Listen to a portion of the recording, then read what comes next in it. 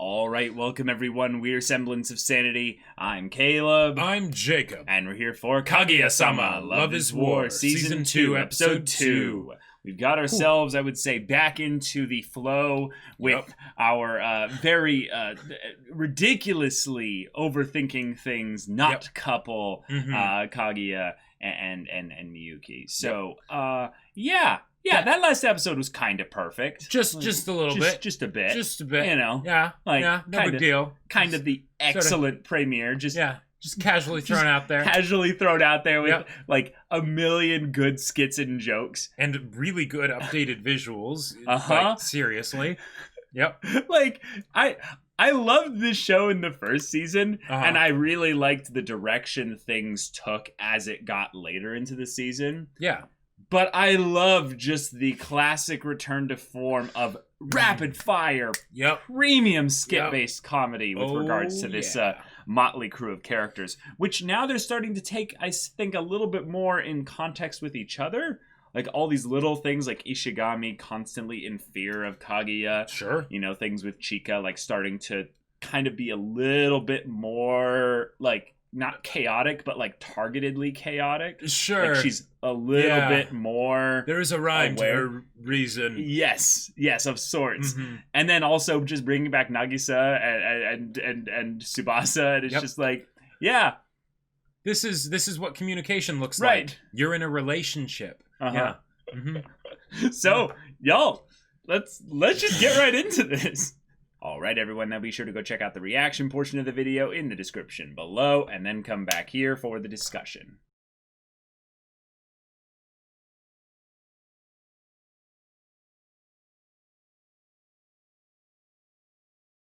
All right, this episode went for quality over quantity. And even though the quality-quantity combination was so good in the previous episode, this is my favorite episode of this show. This is my favorite episode of this show. So good. And this show will be hard-pressed to beat it. Because my God. Hot damn, this was good. This was so good. Because, it handles the comedy, and it did that amazingly. Oh, yes. In some ways we had never seen before. Oh, my God. And your taking it to the next level. Damn. There were so many things that, oh my God, it was amazing. Yes. Then on top of that, the skits were connected to each other, right? Mm-hmm. There was an overarching narrative to the episode. Right. And it got into some really good, serious introspection from not just Kaguya. Kaguya was the most of it, but even for Miyuki, you know, like really good characterization and them thinking like, okay, am I going to be vulnerable? And am I going to do this, right? Mm-hmm. And they have them actually take steps they never would have taken before, even though they still do the sort of like, not backpedaling, but them taking it the wrong way so that way it doesn't change the dynamic too much going into the next episode. And then having also Miyuki be like, given this, do I actually want to stick to the premise of the show? Right? Well, like what we've, like, I'll drop that. I won't make this part of the game. And then, but then Kaguya already planned for that and then sees that he seems to be about to do that and she's prepared for it and then it goes into the thing and it's great. It's wonderful. Based on where we left things off in season 1, there was a pseudo understanding of sorts that they kind of knew, just a little bit, that that the other person liked them, basically. A little bit. Mm-hmm. And then they became, bakas and, not became bakas, they already were bakas, but they ended up kind of moving on with their game here because they still want the other person to confess. That is the primary aspect of this. It is not a question of whether or not they think or believe or know the person likes them. Right. Because that's not important. Yeah. While they constantly convince themselves in and out of those beliefs and ideas and knowledge, it is about making sure that the other person initiates. Right. And in this situation, Kaguya sets up this whole episode was a Kaguya episode of her taking a situation that had been set up from the previous season to go on the shopping trip with the friends. Now, what I liked that they brought up here was a very important dynamic that is different between the two families. Because this is carried over into the courtroom scene. And that is that the family, the Shirogane family, is a lot less formal and comes from an entirely different tax bracket, like an incredibly different class of people. And because of that, Kei is in some ways unapproachable to Kaguya. Like, there's this aspect not only of that, but then the fact that she's, related to the president. Yeah, and that whole great comedy bit. But then Kei ends up being so wonderful. Yep. And it leads to just some wonderful interactions. Yeah. That was absolutely fantastic on so many levels. Like, I feel like we could talk about this episode for a very, very, very, very long time, because like this is one of those ones that, like, okay, rewatching shows, right? Yeah, rewatching shows is great. Then there's rewatching highlight episodes from shows, right? Yeah. This is the kind of episode where I want to watch this episode 5 more times. Right. Like I love it. Yeah. I love it so much.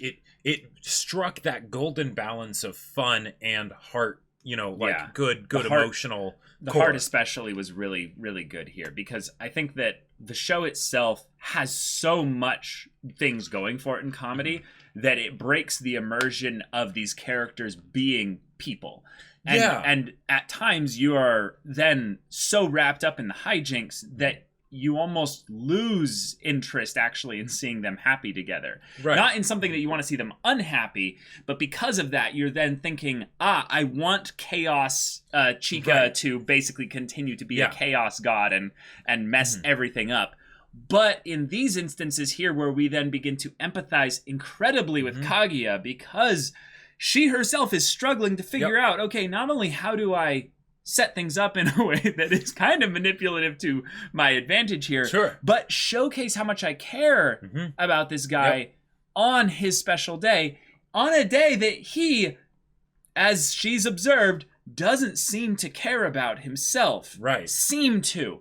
But we know on the omniscient perspective that he is totally not bitter regarding the whole thing. So it's converging tracks of these two trains towards a point that is like, what could happen? There'll be consequences, legitimate things that happen here. And also, we know from the previous bit that it's something where he cares about the birthdays of other people, right? Because he makes sure to put that 1,000 yen in Kei's, in Kei's purse without her knowing, right? Right. I don't know where that came from. No, that wasn't me, because he cares, right? And that's one of the things that she likes about him, right?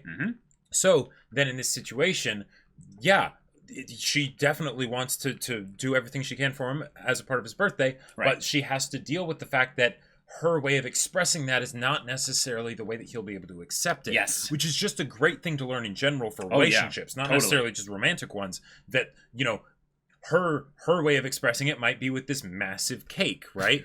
But, blunt and obvious. Yeah, but because she's a little bit immature, and that's okay. But he can't necessarily take that, right? But then one of the other things that I thought was absolutely amazing that they did this episode, one of my favorite things about anime is that anime does a really good balance of quick transitions, because of the suspension of disbelief, because it's not real people like that you're seeing, that it can transition very quickly from the comedic moments or the intense moments or whatever to a really heartfelt moment. It can jump between those really fast. Because it's a drawing. It's a drawing, right? Yeah, exactly. A picture's worth 1,000 words. You can just do it, right? Yeah. But in this episode, it didn't do that. It did them at the same time. It did them at the same time. And oh my god, like that's one of the, like, you were talking about the whole idea of that the characters sometimes in stories, when they're comedic focused, they can stop feeling like characters because there's the comedy that's an aspect of it, right? Exactly. But in this one, it's getting at something that can be very embarrassing for people if they've ever been in these kinds of situations where it's like, oh my god, I'm such an idiot. Why did I think that was a good way of trying to get their affections? But then doing it in a comedic way that alleviates that potential tension, while at the same time, if someone isn't wanting to go into it and get that kind of like serious exploration, they don't have to, because it's still comedy, right? And doing those in tandem at the same time blows my freaking mind. And then presenting it in such a way and executing on it in a certain way where you're engaged the whole way through, regardless of what you're engaging on. You are then going to be absorbing the other one that you're not engaging on, as you're not focusing on as much in some way, shape, or manner, which is obviously setting up for more stuff in the future with regards to these characters, because as we've started to see more and more as the show's gone on, especially when they transitioned a little bit in this way in season 1's kind of second, or maybe the third of the show, if you will, they went into a lot more actual focus of the relationship dynamics of them trying to figure out, okay, if we did actually end up together, if we did try to kind of look at this that way, what are the kind of hoops we would have to jump through? And, her family was brought up as one of the things that makes this really awkward. And then the whole courtroom setup, which was hilariously funny and referential, even though I have very little, experience with, that whole series that it was referencing there. There was a lot of specific things that were drawing attention to Kaguya's family being a lot of the reason why she has this Ice Queen, Princess of Frost aspect to her, and that is something that holds her back. But the final arbiter that she perceived to be the final arbiter was her childlike innocence. But you can look at it this way: her immature self, the self that she kind of like goes, you'll just kind of figure it out. I don't have to deal with this. We're just fools in love, and you can do this. And then that one's like, well, if we do that, how about you just give him you as a present? I like that idea. That's perfect, because that was actually what she wanted, like at the base level. But the actual decision isn't that. It isn't one localized part of yourself. It's you. It's you. So Kaguya makes the decision, which I love that I was kind of right in my prediction in that, slice a piece of the cake. And I wanted to have them eat the cake together. But what was even better, and I think this is a combination of Kaguya's, pride within this setup here, a little bit. But it's also in some ways her recognizing a little bit of the president's pride. Now, I'm going to go into this here. By giving him the space to react and enjoy this however he wants, she is actually saying, hey, this isn't about me. It's about you. This isn't a battle. This is there's no ulterior motive here. So you can react however you want to this. You get this thing here. I am embarrassed also about this thing, so I'm gonna go out there and just blush really hard and internally scream into Hayasuka's chest. Yes, exactly. But that's something where it's also love, because she is saying, I don't need to get the value experience of seeing you enjoy this. And then, of course, I would say in a stroke of genius with regards to the writing, the next skit involves later, like the next day or something like that, just another day, where he's using the fan and it's touching him, and because she hasn't had the time to react to him enjoying the present, that's of course making that's of course all she can think about, and it's just like overriding all the current active conscious thoughts, and it's just that's so good. And I gotta say, so you were saying the whole thing about how her leaving was a really big deal, not just for her own embarrassment, but for the president, for a lot of things. That's fantastic. I feel like it's the same thing with all the people in her internal world, because here's why. One, the whole thing of the ice frost queen or whatever, and talking about the dad and everything, that's not something that was brought up immediately. You could tell that was under the surface, but that's how these things work, right? Kaguya wouldn't necessarily even know why all these things are happening inside her, right? No, definitely not. And that's how it is for most everybody's people, right? There's the things that we have been taught that we won't necessarily realize we were taught, and then that will cause us to think in certain ways and act in certain ways. And then sometimes when push comes to shove, we end up realizing it.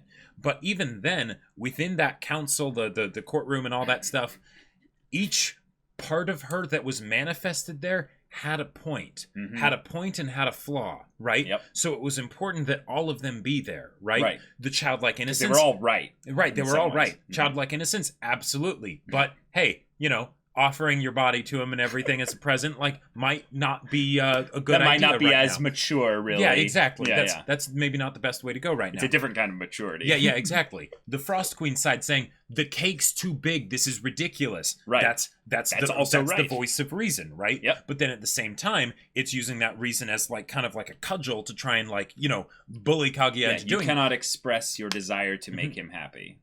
That is part of... Ooh. So then it just shows in some ways how Kaguya has developed as a character. Oh, definitely, because this is the kind of thing that, this is the first time we've seen this kind of internal conflict scene in this show, like this specific one, in this specific way where there's multiple of her that she's talking to and stuff, and that's I feel like that's intentional, because that means that there is enough conflict within herself that she is acknowledging that she is actually opening up the conversation, right? And willing to actually talk about things and maybe change how she's doing things.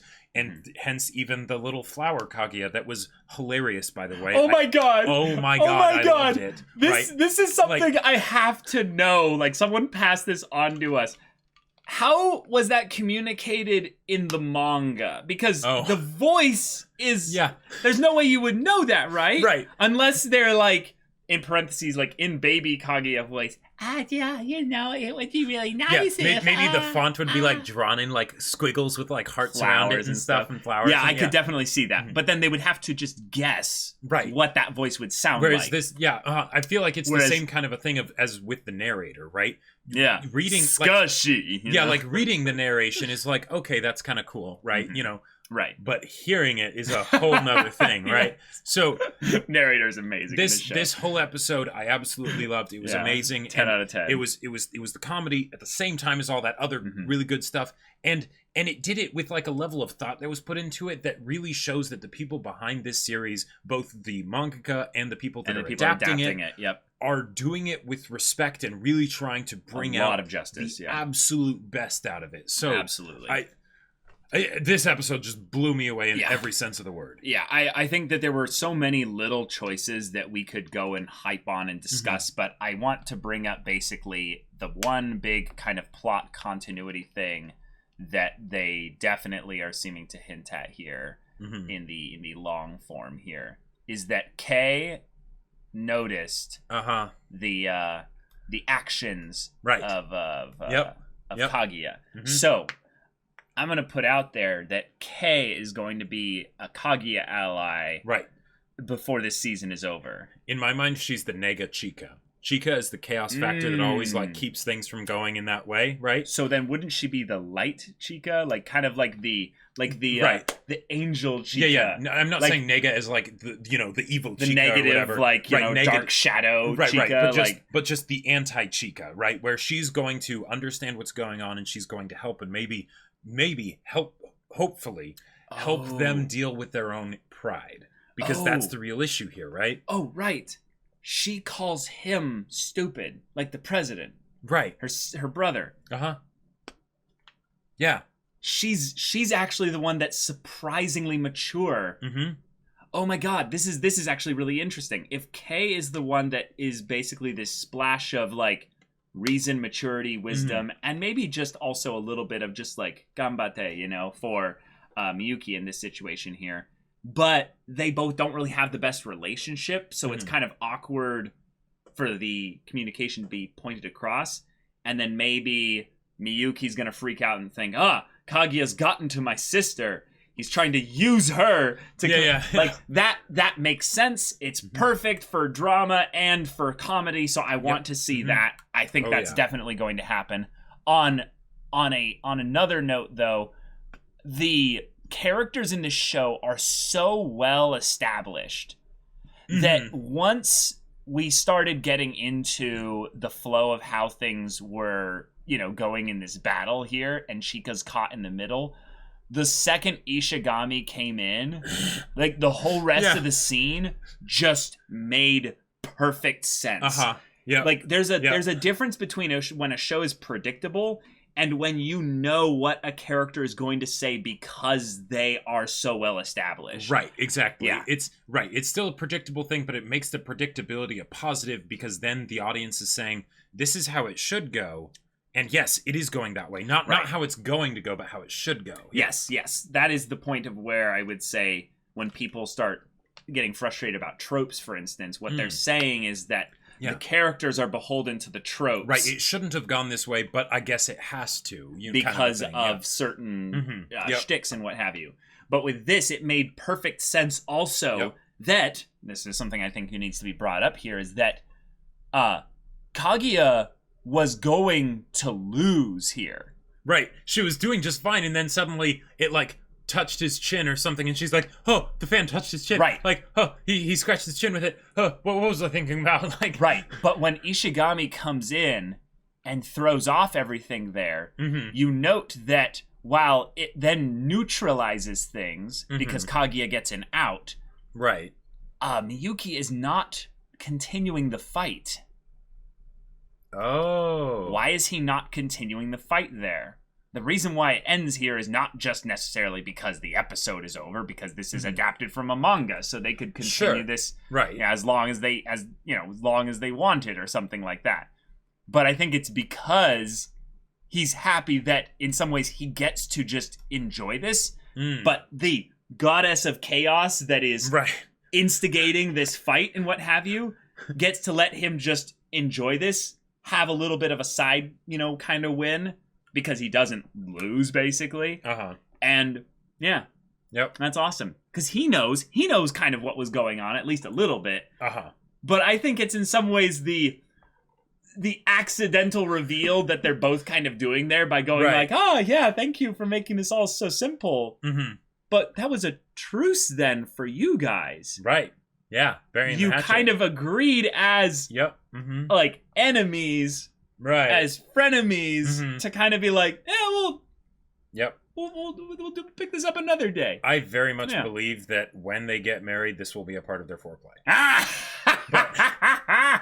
Like, what do you mean? This is all foreplay. Well, that's the anime. That's the whole thing. Story. That's true. Because there was so much good stuff in this episode, I just have to quickly shout out like certain things that happened that I loved. I won't go into too much detail, but Chika breaking down and bawling when she realized that she was the only one that didn't know about Shirogana's birthday. So good. That was amazing. That was absolutely amazing. Kei doing the superhuman dive to save the kid and bandaging up the scraped knee with the handkerchief that she just bought when it was established that like this stuff is freaking expensive and she probably bought that as a thing of I want to buy something. I should buy something, but Jesus is expensive. I'll buy an accessory that's not really small. Right, really small, right? And then she also probably doesn't want to get, like, this is a pretty, I would say, deeper level thing here, but she doesn't want to get into any kind of a spat or fight about it with her brother about why she's breaking character and buying something so functionally useless and expensive. So, in some ways, the perfect way to use it was not for her, but to give it away to someone else. Right, because which is such a wholesome, mature thing to do. But I think it's a thing of getting at the idea that, she doesn't want to take this home. Well, and like, that it was going to end up being a gift anyway. And in a lot of cases, she didn't necessarily buy it because she wanted it. She probably did want it, but it was more of a thing of, I'm going to buy something, Right. They were window shopping, though. So there might have been maybe an awkwardness bit where all the other people there, which I'm gonna get to Chika's sister in a second here. Jeez. But they weren't gonna buy anything anyway. But the whole concept of window shopping at really expensive, like fashion-y kind of clothing stores, that's probably something Kei never does. So it's like, sure, I want to hang out with the girls, And by the way, this is all in the sort of least care that Kei has for that handkerchief situation, right? Maybe she saw it and she actually loved it and she still gave it away to the kid, which makes it even awesomer, better, right? But okay, the monologue that Chika's sister goes on, what was her name? Like Oeha something. Yeah, and I feel like we saw her in season 1, but I wasn't entirely sure. I feel like we did, yeah. And she is very casual, very gregarious and stuff. But you're on the top of the people I love list. Right under the so sweet I want to eat you. Yeah. Oh my god. Like the fact that she's like, I would have put her in like a cage and corrupt her and Yeah, that part of I was like, whoa, okay. And I gotta say, I love the comedic bit of Kaguya being like, it's like I'm looking at the president. This is great, Yes. And then eventually like getting super jealous of Chika, like, the hell are you doing, you scum? Yeah. Like you are the lowest of the low, like being of true just sin, and just the dead look on her face of just offering your body up to men, and it's just like, Kei is not a man, so like that was absolutely great. Oh my god. And then just the smug bit of the sister being like, hey, Kaguya, you want in on this too? and then Kaguya just immediately breaks and just floats over. If you insist, hugs just specifically Kay. And Kay's just so confused. Like, okay. Okay. Yeah, exactly. I love that Hayasaka is the one that ends up giving the idea of the bow and wrapping up as well. That was a wonderfully, like, oh my god, like once she starts like to and then start doing the sound, I'm like, oh no, I think I know exactly what she's gonna do. And I will say, as far as a trope, right? Because this is a trope joke, right? There is a good reason for Hayasaka to do that, given her personality, that she's constantly having to deal with all the idiosyncrasies and stuff of Kaguya as she's trying to deal with this, right? And she's just wanting to basically tell Kaguya, if she can, just get over your pride and just tell him, right? Be direct, right? So of course then she's like, just offer your body to him, I mean, that Yubi is present. I mean, that'll be great, right? That'll get you what you want, right? Stop dancing around the subject, like just be open and honest about how you feel. Hayasaka is trying every attack pattern she knows, but the thing is that she has to support Kaguya, and it's that great kind of like, it's almost like a snarky side remark, on Kaguya's behavior, right? While conforming to the I need ideas, yeah, for sure. And then also the other bit with Kay, where she's like, I kind of ended up so close to Kaguya, she calls me by first name only. And it's like, you basically demanded that she do that. Like, you didn't even end up so close. So in some ways, just the whole little transition bits with her, I love those. And I feel like they're very plot relevant. But the court scene deserves like an Oscar in terms of anime stuff. Oh my god, it was so good. How well created it was, in combination with all the then chess games that they went into in the scene afterwards. And fantastic episode. And it kind of ties into the courtroom scene. But that freaking scene of Kaguya realizing just how big the cake was, and like the cake that she got for Chika compared to herself, and then her house, all that stuff, all crazy huge buildings. That was just freaking Burj Khalifa or something. That was so good. That was just amazing. Oh my god. Ishigami, very much. I understand if Kaguya suddenly like went really sweet like on me in that kind of an instance and you have no idea as to why that was the case. Like the cognitive dissonance you would have regarding this whole thing, where you're like, I just mentioned a pen and came in here and kind of talked maybe a little bit down to Chika. So is she like angry at me because I'm being condescending to Chika? And he's terrified of her for good reason. But just the idea that like this is actually one of the most genuine moments she's ever had. And he's like, horrified demon witch, just stay back. Well, and then also, I love whenever they have Chika, basically, because Chika hates Ishigami. She's very vocal and open about that. And yet she's so, I don't know, vain or shallow or whatever, that as soon as she's in some slight uncomfortable situation, she's like, Ishigami, my savior, I've always, thank you for being here. And it's just like, when have you ever, like, been happy to see him? Like, Chika is in some ways best girl in the way that she's able to flip between worst girl and best girl so casually. And that in some ways makes her, like, a form of best girl. Just by the nature of being able to do that. But I think that's just this show in general. This show in general just understands its characters and utilizes them so well. Y'all, thank you so much for watching this episode's reaction and discussion. If you want to see the next episode's reaction and discussion right now, though, go check out the link in the description below for our Patreon. You can get on early access there. You can watch full-length timer reactions there, and all this comes with Discord access, so you can chat with us and the community there about this show, about anime in general, and you can also talk with Jacob about the sci-fi novel that he wrote. I did a thing. It's a sci-fi novel. It's really cool. It's called Battle Lines, and if you're interested, it's on Amazon for purchase. Link in the description down below. So if any of that interests you, we'll see you there. But until then, we're Semblance of Sanity. I'm Caleb. I'm Jacob. And we'll see you all next time.